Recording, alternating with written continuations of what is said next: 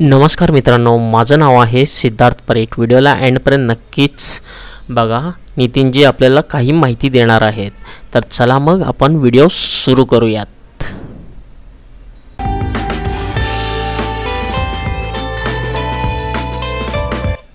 तर मित्रांनो, अजून एका नवीन व्हिडिओमध्ये आपला स्वागत आहे। तर ही पाहू शकता आपण शेतामध्ये खूप सुंदर असं मंदिर दिसत आहे। तर अशा प्रकारचे मंदिरं आम्हाला गुगल मॅप्सवरती पण सापडत नाहीत। जर का आपल्याला हे असे मंदिरं कुठं आहेत जर का माहीत असतील तर कमेंट सेक्शनमध्ये नक्कीच सांगा। पूर्ण भारतभरामधून जर का मला कमेंट्स आले आणि मी त्या दिशेने गेलो असेल तर आपल्यासाठी एक सुंदर व्हिडिओ तिथला बनवून आणेन। तर मित्रांनो, हे शेतामध्ये एक मंदिर आम्हाला दिसलं आहे। तर व्हिडिओच्या एंडमध्ये तुम्हाला सर्व मंदिराची माहिती मिळेलच। तर मी हे मोकळं व्हिडिओ घेतला होता, त्याला व्हॉइस ओव्हर करत आहे सध्या। तर खूप प्राचीन मंदिर आहे, यादव काळातील हे मंदिर आहे। पंढरपूरपासून जवळच एक कासेगाव म्हणून गाव आहे, तिथे हे मंदिर आपल्याला पाहायला मिळेल। तर खूप छान असं प्राचीन मंदिर आहे महादेवांचं। तर डोर फ्रेम वगैरे आपण पाहू शकता। बरीचशी डागडुजी करावं लागणार आहे या मंदिराला, जीर्ण झालेलं आहे मंदिर। तरी पण शेतामध्ये खूप छान असं लोक पूजा वगैरे करत असतात। आता इथं पाहू शकता खूप सुंदर असं दर्शन झालेलं आहे आमचं शिवजींचं। तर असे देवकोष्ठ पण इथं आहेत। देवकोष्ठामध्ये मूर्ती वगैरे नाही आहेत। मंदिराला पूर्णपणे मी काही दाखवायला पाहिजे ते सगळं दाखवायचा प्रयत्न केला आहे, म्हणजे कव्हरेज केलेलं आहे।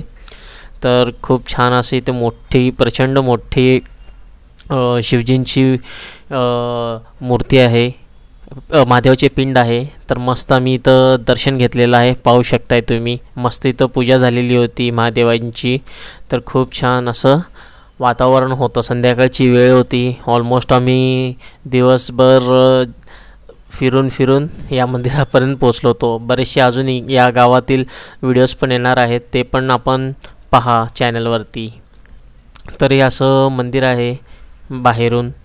तर आपल्याला देखील असे मंदिरं दिसलेच कुठं, तर मला नक्कीच कमेंट सेक्शनमध्ये आपण सांगावं। तर मग मित्रांनो, आता नितीनजी आपल्याला काही माहिती देतील मंदिराबद्दल, तर तेही तुम्ही ऐका। नमस्कार मित्रांनो, आता आपण पंढरपूर तालुक्यातील कासेगाव येथे आलेले आहोत। पंढरपूरपासून साधारण 10 किलोमीटर अंतरावर हे गाव आहे।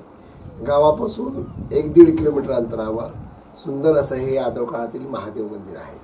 तर तुम्ही पाहू शकता, सध्या आपण मंदिराच्या सभामंडपामध्ये आहोत। सभामंडप जरी छोटा असला, मंदिर जरी छोटं असलं तरी ते एक सुंदर शिल्पकलेचा उत्तम नमुना आहे।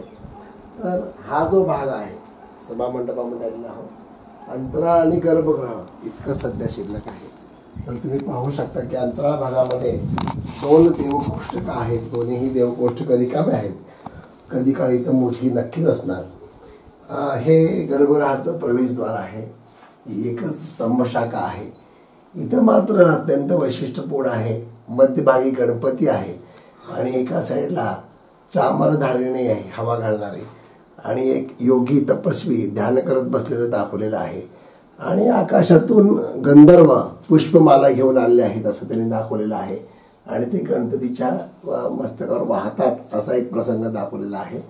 आणि गर्भगृह बघा तुम्ही किती मोठ्या पद्धतीचं आहे, आणि तितक्याच गर्भगृहाला शोभेल असं मोठ्या आकाराचं शिवलिंग आतमध्ये विराजमान आहे। असं हे सुंदर असं हे महादेवाचं मंदिर कधी तुम्ही इथे कासेगावला आलात तर जरूर पहा। मित्रांनो, मी फोटोग्राफर आहे। फोटोग्राफी आणि व्हिडिओग्राफीचे सगळे सर्व्हिसेस देत असतो। जर का आपल्याला कोणतेही कार्यासाठी, जसं की लग्न, कॉन्फरन्स, सेमिनार, यासाठी जर का फोटोग्राफर किंवा व्हिडिओग्राफर पाहिजे असेल तर तुम्ही मला संपर्क करू शकता। Service all over Bharat.